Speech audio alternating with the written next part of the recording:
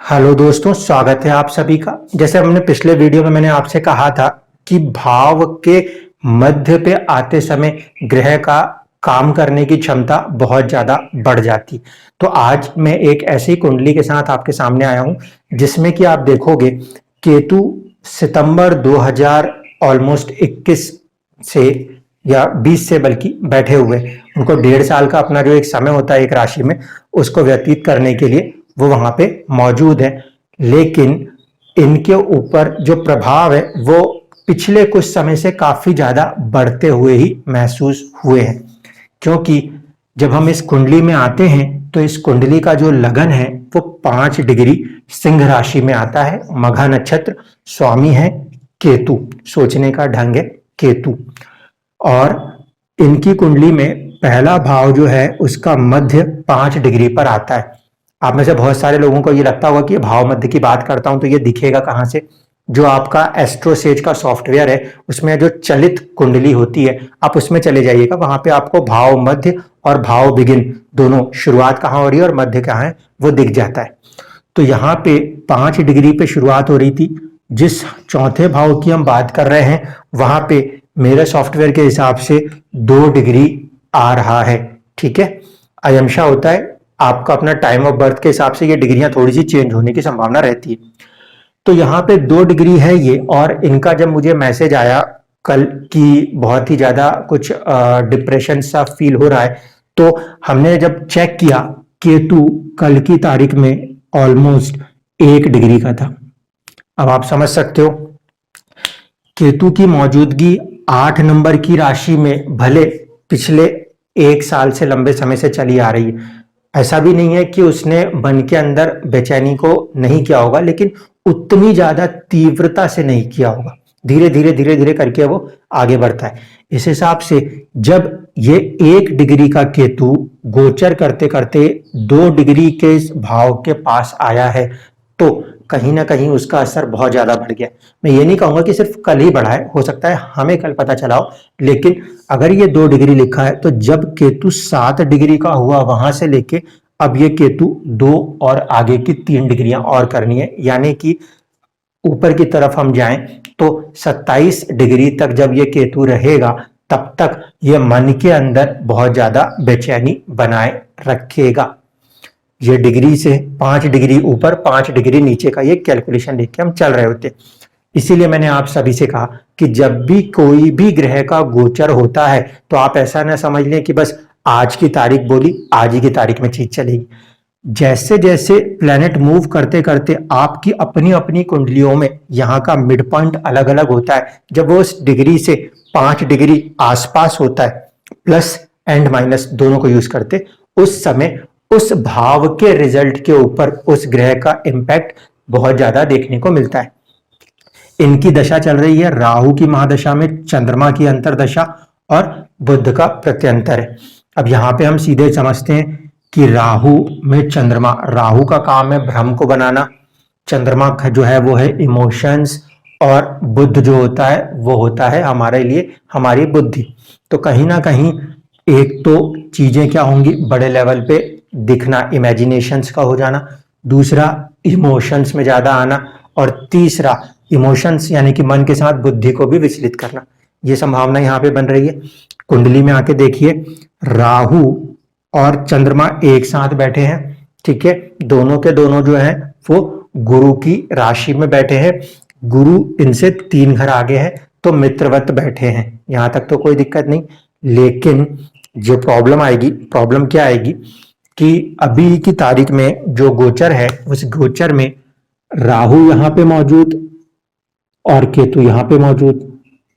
तो ऐसे स्थिति में जो जन्मकालीन चंद्रमा है और जन्मकालीन राहु है ना, उससे ये जो राहु चल रहा है ये कैसे चल रहा है, इसको हम कहेंगे षडाष्टक फॉर्मेशन में चल रहा है। जहां पे जन्मकालीन बैठा है गोचर के समय ये कहां पे चल रहा है, इस वाले राहु से षडाष्टक होकर चल रहा है। इसीलिए ज्यादा बेचैनी आना, ज्यादा चीजों को सोचने वाले काम होने लगना, ये नेचुरल होगा। दूसरी बात है, क्या यहाँ पे राहु खराब है? राहु यहाँ पे खराब नहीं है, राहु यहाँ पर भी खराब नहीं है। क्रिएटिव वर्क्स के अंदर चंद्रमा के साथ राहु है, क्रिएटिव वर्क्स के अंदर जाने के लिए ये एक अच्छी सिचुएशन बनती है। अब सवाल ये कि अगर आप लोगों की कुंडली में भी ऐसी स्थितियां बनती हैं कि भाव के मध्य जो है वो एकदम 30 डिग्री पे 15 डिग्री पे हो, ऐसा नहीं है, अलग अलग डिग्रियों पे होंगे, तो प्रभाव कैसे बदलेगा इसको समझना ये मेन इंपॉर्टेंट चीज है इस कुंडली से समझने सीखने के लिए। केतु अप्रैल में जब मैं लिखूंगा कि 14 अप्रैल के बाद केतु ने राशि बदली, तो आपकी आंखों से केतु आपको यहां दिखाई देगा, ठीक है, क्योंकि आप राशि को ही देख रहे हो, लेकिन एक्चुअल में जब हम अंदर डेप्थ में देख रहे हैं तो केतु रहने वाला है चौथे ही भाव में। बस अंतर क्या है, ये बॉर्डर है, ये बॉर्डर के उस पार और ये बॉर्डर के इस पार, इतने से चीज में कितना खेल होता है इसको देखिए। जब तक केतु 2 डिग्री के पीछे की साइड है, यहां पर है ये केतु, ये 8 नंबर की राशि का केतु चौथा ही भाव रहेगा, और जब ये केतु क्रॉस कर जाएगा 14 अप्रैल को आगे की तरफ तो भाव सेम रहेगा, ठीक है। चौथा भाव मन का भाव है, प्रभाव उसी पे रहेगा, लेकिन अंतर यह हो जाएगा कि यहां पे एंटर होने से, इस लाइन को क्रॉस करके एंटर होने के बाद ये केतु जो है ये प्रभाव लेगा शुक्र की राशि का, शुक्र की राशि का प्रभाव लेगा। अभी ये केतु यहां ही बैठा है, 8 नंबर में बैठा है, 8 नंबर मंगल की ही राशि का प्रभाव लेके चल रहा है। अब देखिए 5 नंबर से बनने वाली कुंडली है, कुंडली में ये जो मंगल होते हैं ये योग कारक माने जाते हैं, लेकिन इस कुंडली में मंगल ने किसी ग्रह के साथ कोई योग नहीं बनाया है, वो अकेला ही बैठा हुआ है। अब मंगल जैसा ग्रह दशम में बैठ जाए तो कुल दीपक राजयोग कहते हैं। इसका मतलब है कि ये बहुत सारी अपॉर्चुनिटीज देने की क्षमता रखता है, लेकिन समझना पड़ेगा 8 नंबर की राशि है, यहां पे मंगल की 8 नंबर की राशि मौजूद है। मंगल पृथकतावादी ग्रह है और वो अपने ही भाव पे दृष्टि डाल रहा है, अपने ही भाव पे मंगल दृष्टि डाल रहा है। मंगल क्रूर ग्रह है, इसीलिए वो अपने भाव को तो बल देगा, जमीन जायदाद को तो बल दे देगा, लेकिन घर से दूर हटने पर, अपनी जगह को आपको छोड़ देने पर यह चीज बनेगी, एक बात, ठीक है। और केतु क्योंकि आपके सोचने का ढंग है, मिड पॉइंट है, इसीलिए जब आपसे बात हुई तो आपने कहा भी कि आप सोच रहे हैं कि 4th हाउस प्रॉपर्टी, केतु क्या है, उसे छुड़ाने का काम करता है, तो अब हम इसको छोड़ के कहीं पे मूव करें, ठीक है। केतु 4th हाउस के अंदर अपना थॉट प्रोसेस है, केतु का थॉट प्रोसेस है चीजों को छोड़ने का, इसीलिए वो उस प्रोसेस के साथ काम कराते हुए आपको दिख रहा है। और वो राशि है क्योंकि मंगल की, इसीलिए वो मंगल के तर्ज पे सोचेगा। जब यही केतु आगे बढ़ेगा, शुक्र की राशि के अंदर आएगा, तो यही केतु आपके सोचने का ढंग, शुक्र की चीजों को अपने अंदर धारण कर लेगा। शुक्र क्या है, शुक्र यहाँ पे 3य भाव के स्वामी है और 10वें भाव के स्वामी है। आप जो क्रिएटिव वर्क्स यूट्यूब या इस तरीके की चीजों में जाना चाहते हो, तो वो शुक्र के पोजीशन से, शुक्र उस चीज में क्रिएटिविटी को बढ़ाने वाला ग्रह है, उसके पॉइंट से धीरे धीरे करके सोचना शुरू कर देंगे राशि बदलने के बाद। लेकिन प्रभाव कहाँ रहने वाला है, मन पर रहेगा। अब सवाल है कि कब तक रहेगा। जो बात मैं बाकी लोगों के लिए बोल रहा हूं 14 अप्रैल या 13 अप्रैल के बाद गोचर हो जाएगा केतु का, इनके लिए ये चीज कहने के लिए हमें ये देखना पड़ेगा बाकी की कितनी डिग्रियां बच रही हैं केतु के लिए।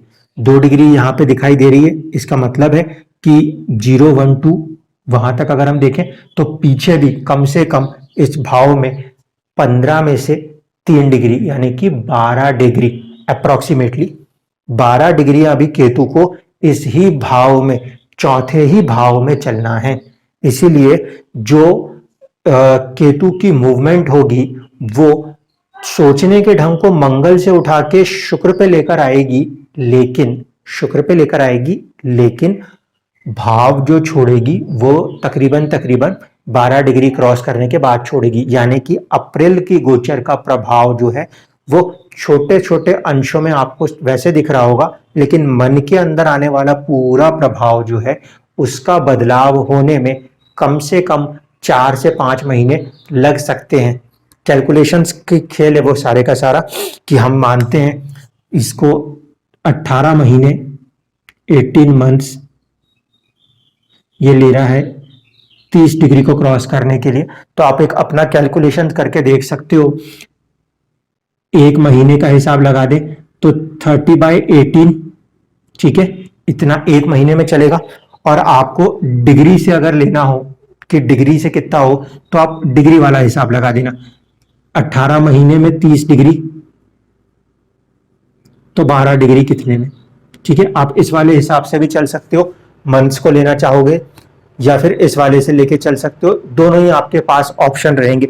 ये सारा मैथमेटिकल कैलकुलेशंस होता है, इसीलिए ये वाली चीजों को कह रहा हूं कि आप उतने ड्यूरेशन के बाद आप महसूस करोगे कि ये जो केतु है ये तृतीय भाव आपके पराक्रम को बढ़ाता हुआ नजर आएगा।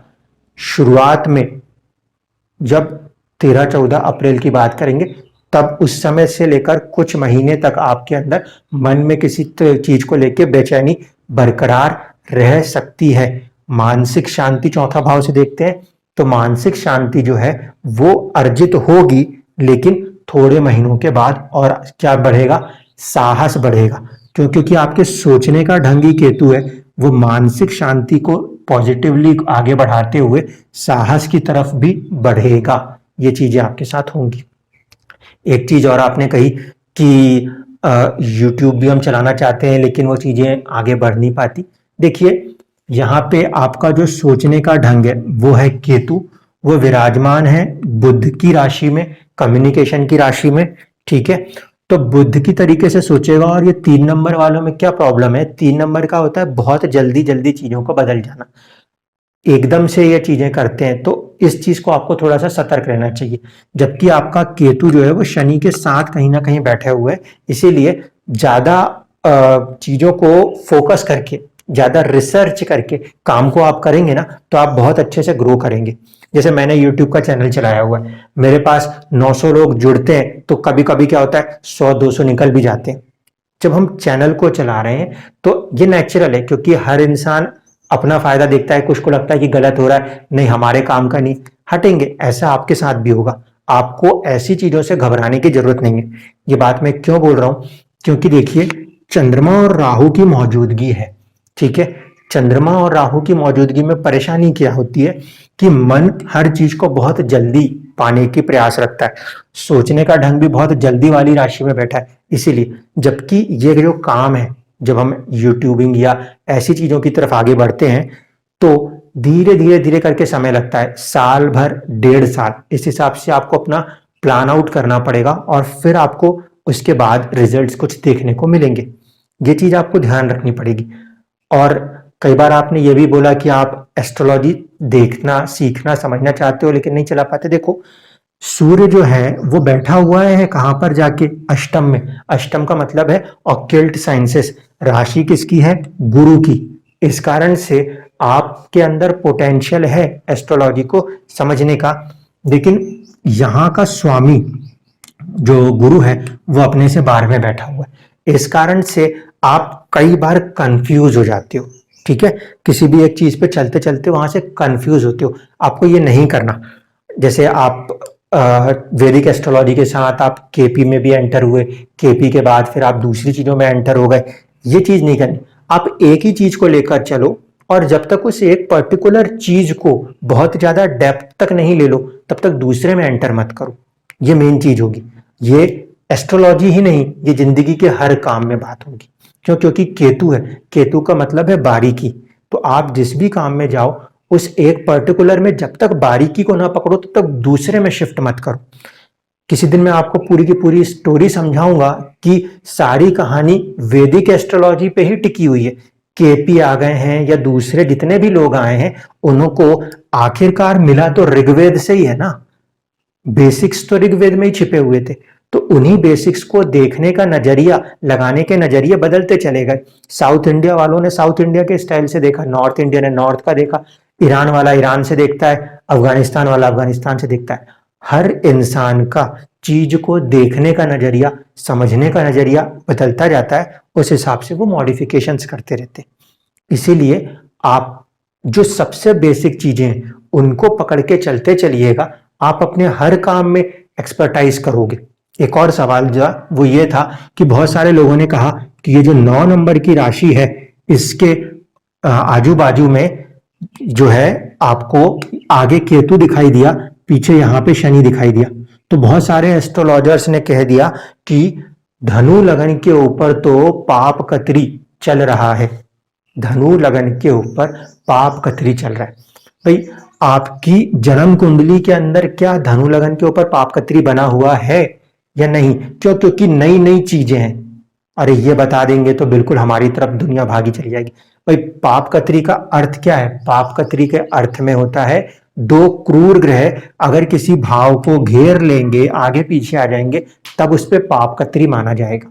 पाप कतरी में एक बात ध्यान दीजिए, या तो वो आपके रिश्तों पे लगेगा, पाप कतरी या तो आपके रिश्तों पे लगेगा या फिर आपके शरीर के किसी हिस्से पे लगेगा, बाकी जगह पे नहीं लग सकता। क्यों? क्योंकि पापी ग्रह जो होते हैं, शनि और दूसरे जितने भी पापी ग्रह होते हैं, वो मटीरियलिस्टिक वर्ल्ड को सपोर्ट करने वाले होते हैं कि मेहनत करो, चीजों को बनाओ। इसीलिए वो कभी भी मटीरियलिज्म वाले साइड को हार्म नहीं करते। वो हार्म किसको करते हैं? बहुत ज्यादा मेहनत करनी पड़ती है, काम करने का पड़ता है पैसा बनाने के लिए, तो शरीर पे परेशानी होती है। इसीलिए जब भी किसी भी भाव पे जिंदगी में पाप कतरी की सुनाई दे तो ये समझिएगा कि उसमें या तो आने वाले रिलेशंस या फिर आने वाला शरीर का अंग वो इस्तेमाल हो रहा है। ठीक है, ये चीज होती है। आप सिर्फ उस चीज को लेके इतना घबरा रहे हो कि आप दूसरे कामों को आगे नहीं कर रहे, ऐसा बिल्कुल मत कीजिए। आपका राहु की मूवमेंट भी आगे होगी। ऊपर तक वो किसके पास था? शुक्र के पास था। नीचे जैसे ही थोड़ा सा मूव करेंगे तो मंगल के तर्ज पे करेंगे, बोल्डनेस आएगी अब काम के अंदर। मंगल बोल्डनेस, एक एग्रेशन आएगा, उस एग्रेशन को यूटिलाइज कीजिए। आपका राहु धीरे धीरे करके किस्मत की तरफ जाएगा। यहां पे आप अपना पराक्रम देख रहे हो, यहां पे राहु किस्मत देगा। किस्मत आपके पराक्रम को बढ़ाने का सपोर्ट बनेगी। इसीलिए आपसे जो कहा है कि बाहर हट के चीजों को देखिए, और आप देखेंगे कि आने वाले 1.5 साल के अंदर कुछ ड्यूरेशंस तो यहीं कट जाएंगे, उसके बाद आपका ग्रोथ आपको खुद देखने को मिलेगा। बाकी के भी दर्शकों से मैं यही आग्रह करूंगा, अपनी अपनी कुंडलियों में भी इन चीजों को ध्यान से देखिएगा कि मध्य कहां पर है। नहीं तो आप ऐसा सोचोगे, कहा था सर ने अप्रैल में हो जाएगा, अरे अप्रैल निकल गया, मई निकल गया, जून निकल गया, लेकिन आपने ये नहीं देखा कि भाव का मध्य कहां पर आ रहा है। बहुत सारे लोग सिर्फ आधी चीजों को देखकर उसके लिए अपना एक मन बना लेते। मन मत बनाइए कभी भी। जब भी किसी कुंडली के अंदर आप देख रहे हो तो डेप्थ तक देखो कि भाई वो कहां पे जाके मिलेगा। मैं बोल रहा हूं 18 महीने, तो अगर आपको पता है कि मेरे भाव का मध्य यहां पर है, इतने डिग्री में इस समय के बाद आएगा, तो आप उतने पीरियड में ज्यादा पॉजिटिवली उसको सोचोगे। अन्यथा क्या होगा, जैसे यहाँ पे ये 2 डिग्री है, कोई चीज मैं बोल रहा हूं अभी, तो इनके साथ कब होगी? जब बिल्कुल आखिरी 1.5 साल का सबसे आखिरी का समय चल रहा होगा, तब ये चीज इनके साथ होगी। तो ऐसे में क्या होगा, उसके पहले तक की उम्मीदें टूट जाएंगी कि अभी तक तो कुछ हुआ ही नहीं, फर्जी एस्ट्रोलॉजी, तो ये है वो है। नहीं, सारी चीजें बारीकी से मैथमेटिक्स में छिपी हुई हैं, उसको भी आपको हमेशा पकड़ना है। अन्यथा फिर आपको हमेशा लगेगा कि जो भी हम चीजें बता रहे हैं वो प्रिडिक्शन फिर कहीं ना कहीं नहीं हमारे साथ हो रही। क्यों नहीं हो रही, वो आपको जरूर यहां से देखना चाहिए। ठीक है, तो मुझे उम्मीद है कि अब आप लोगों को ये चीजें समझ में आई होंगी। भाव के मध्य की अहमियत क्या है, जो आगे के वीडियोस हैं मैं उसमें आपको ये भी बता दूंगा कि जो ग्रह किसी दूसरे ग्रह के ऊपर से गोचर कर रहा होगा तो उससे क्या प्रभाव होगा। उसके लिए आप आगे भी जुड़ के हमारे साथ बने रह सकते हैं। आप सभी का वीडियो को देखने और अपने प्रेम को देने के लिए बहुत बहुत आभार, धन्यवाद।